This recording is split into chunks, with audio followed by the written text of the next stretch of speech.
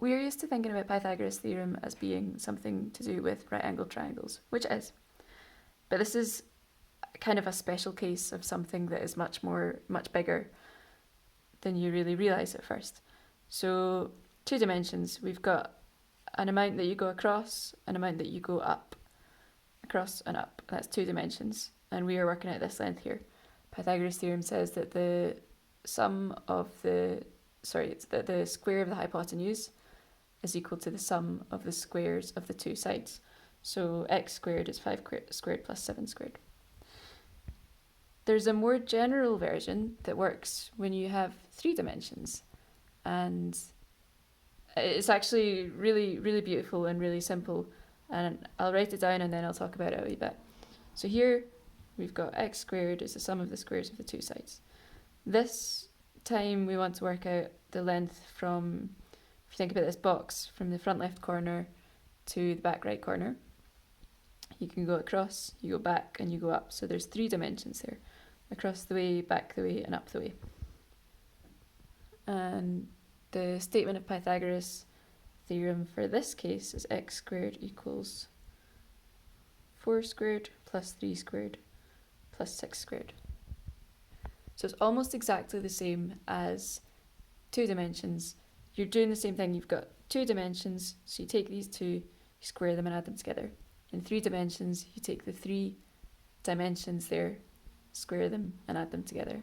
And then you just carry through as you would, so x squared is 16 plus 9 plus 36. 16 add 9 is 25, 55, 61. And then you're going to take the square root of 61, put that into your calculator, and you'll get some number that is about 7 point something, I'm not sure. But the process is exactly the same. Most courses will teach you to split this into 2 problems. Pythagoras' theorem of this bottom triangle. So you'd work out, let's call this one here, let's call it y, because why not? So you'd say y squared, and this is a right angle here, is 4 squared plus 3 squared. And then you'd use y to work out x. You'd say x squared equals y squared plus 6 squared. But we already know y squared is whatever this turns out to be.